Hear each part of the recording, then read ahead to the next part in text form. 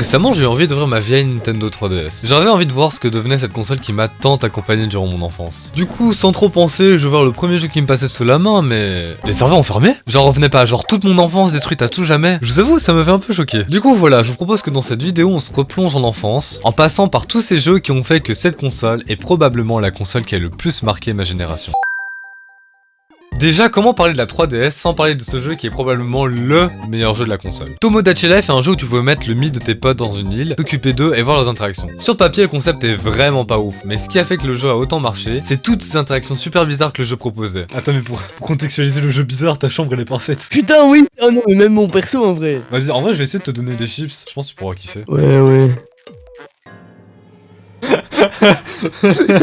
Je crois qu'il a kiffé les chips, hein. Je me rappelle à l'époque, j'avais poncé la démo, je voulais trop faire que mes persos se marient entre eux et tout. Du coup, j'avais cassé les couilles à ma grand-mère pour aller au magasin me l'acheter, mais ils avaient plus le jeu. À la place, du coup, ma grand-mère m'a pris un autre jeu, et ce jeu, c'est... Ouah, Zelda vraiment dans mon top 3 des meilleurs Zelda. Et il est pas troisième, hein. Ce Zelda était un peu particulier. En gros, on avait 3 jours pour finir le jeu, sinon la lune tombait sur la terre, et visiblement tout le monde en avait rien à branler qu'il y avait l'apocalypse. J'adorais aussi le principe des masques. En gros, la plupart du temps, c'était un esprit qui était mort, t'avais son âme dans un masque, et quand tu le mettais, du coup, t'avais ses pouvoirs. Par exemple, dans le domaine Zora, t'avais un Zora qui était mort, bah du coup, t'avais le masque Zora qui te permettait de nager sous l'eau et tout. Vraiment, c'était une masterclass ce jeu. Je comprends pas pourquoi maintenant plus personne n'en parle. À son prime, le jeu était tellement hype que Nintendo faisait 10 000 références à ce putain de jeu. Même dans Animal Crossing, il y avait putain de masque de Majora. D'ailleurs, en parlant d'Animal Crossing, alors ce jeu, j'y ai pas joué. Voilà, je vais pas vous mentir, à l'époque, Animal Crossing, je m'en battais un peu les couilles. Mais du coup, je vous ai rapporté un mec qui va venir vous en parler. Vas-y, viens là. Ok, venez, on parle du meilleur opus de la licence Animal Crossing. Le jeu démarre comme les autres. On est un jeune adulte qui quitte le cocon familial afin de vivre sa vie seul. Mais arrivé dans la nouvelle ville, la nouvelle éclate. Attends, on est vraiment mère là? On te donne enfin la liberté de créer ta ville de rêve bien plus facilement, tout en limitant à la perfection ta liberté créative, afin que ça reste entre guillemets réaliste. Mais si vous pensez que c'était tout, ouais, non, vraiment pas. Ce qui est pour moi l'une des meilleures features du jeu, l'île de Tortimère. Autant en solo, ça sert juste à faire notre meilleur trafic de requins et de poissons rares. Autant en online, je me suis jamais autant marré de ma vie. Entre les hackers qui faisaient les clowns, les michtos, mecs comme meufs, qui voulaient voler un max de clochettes, et les frérots que tu trouvais au hasard à 2-3 heures du matin avec des discussions sérieuses. Des frérots que tu reverras jamais. En bref, c'est l'un, si ce n'est mon jeu favori de la console. Ah ouais, en vrai, il a pas l'air si mal que ça, mais pour le coup, je préférais New Horizon quoi. Mais perso, j'aime bien les jeux un peu où t'es libre dès le début, tu vois, un peu comme Minecraft.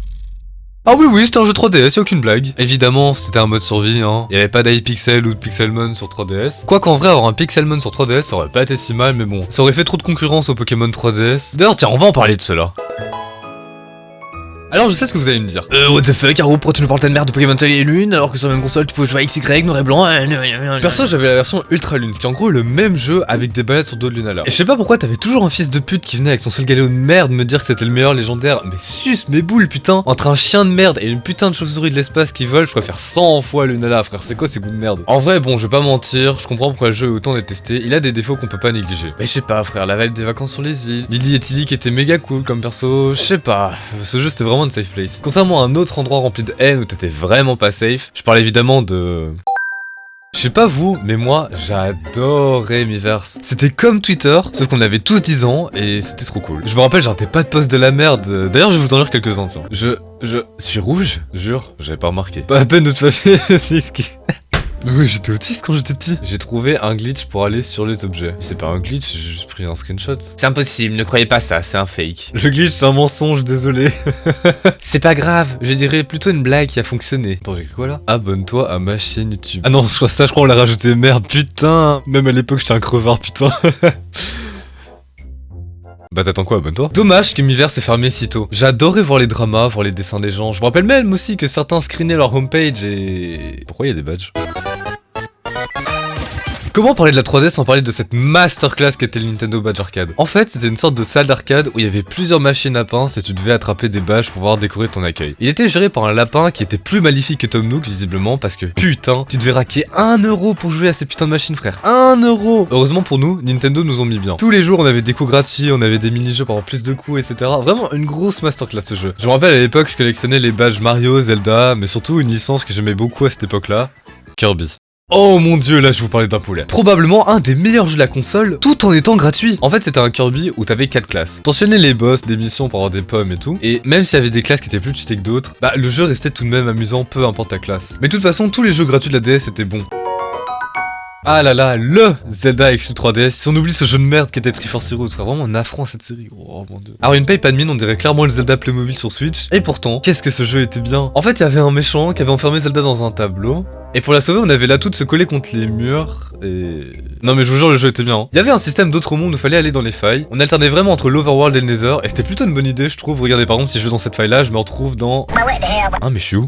Mythopia était sorti quand la 3DS commençait à se faire vieille, ce qui explique pourquoi le jeu a un peu flop sans mentir, et pourtant le jeu était un classique. T'avais le méchant qui allait voler le visage des gens, et toi et tes potes vous partez à l'aventure pour libérer le visage. Je me rappelle avoir poncé la démo, genre littéralement dans toute la démo t'avais 40 ennemis, et moi j'en avais libéré 1135. D'ailleurs fun fact, l'éditeur Mi de Mythopia était incroyable. Si vous voyez des gens faire des mi magnifiques sur des personnages d'autres licences, c'était d'office dans Mythopia. Je me rappelle des gens faisaient Hamburger Man, Morty et même...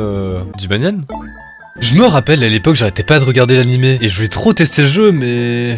Malheureusement j'ai jamais pu l'acheter. Du coup je pense pas que je vais en parler. Attends, ça fait plusieurs minutes de vidéo et t'as pas parlé de la meilleure licence de la 3DS? C'est l'histoire de Nathan Adams, un enfant de 10 ans qui a récupéré une montre, la Yokai Watch, lui permettant de voir des yokai, des esprits qui troublent notre quotidien. Nathan a la capacité de se lier d'amitié avec eux et ces derniers l'accompagnent dans ses aventures. Le jeu a tellement bien marché que c'était la licence phare de Level 5 après Inazuma Eleven et Professeur Layton. Yokai Watch avait même rivalisé avec Pokémon à cette époque, pour vous dire à quel point c'était un phénomène. Après les premiers opus, Yokai Watch 4 sort, et autant vous dire que c'était celui qui avait signé l'arrêt de mort de la licence dans le monde. Un gameplay beaucoup trop différent, une histoire trop mature qui a débouché sur plusieurs problèmes économiques pour Level 5. Résultat, Level 5 America se retire, et on n'en a plus jamais entendu parler après 2020. Allô?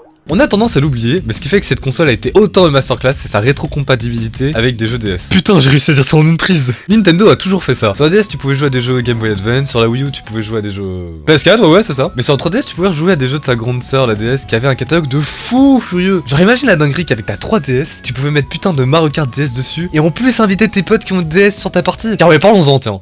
Le Street Pass, pour ceux qui ne savent pas, c'est quand un autre mec a une 3DS ou une DS à côté de toi et vous pouvez vous connecter sur le même jeu. Donc là, tu veux me dire que même si je possède pas ton putain de Mario Kart 7 de merde, je peux venir jouer avec toi jusqu'à on est dans la même pièce. Même sans online, tu peux toujours jouer et t'amuser avec tes potes, mais c'est pas le problème de la vie ça. Mais bon, de base, le Street Pass a été inventé pour quelque chose d'autre. Une place bien connue de tous. Je parle bien évidemment de... Alors à part le fait que Nintendo a profité d'un jeu pour bien rentrer à leur mine merde, ce jeu était une place où les gens que tu rencontrais via Street Pass se réunissaient et que tu pouvais inviter dans les jeux. Et sur papier c'est une très bonne idée. Sauf qu'il y avait seulement 2 jeux gratuits, tout le reste c'était des DLC payants. Et le pire hein, c'est que nous on achetait comme des cons. Bah ouais c'est bien connu, Nintendo nous chie dans la bouche et nous on en redemande hein. Bon je vais pas m'attarder sur la place Mi parce que le frérot Axoli a fait une vidéo complète sur le sujet, d'ailleurs elle est la mater. Mais je me rappelle moi à l'époque je jouais à des jeux de voiture sur la place Mi et j'en ai rien à foutre de ce que vous allez me dire hein. Mais ce jeu est bien meilleur que l'horrible Mario Kart 7. Alors de base Itras devait venir me parler de Mario Kart 7 mais il a oublié.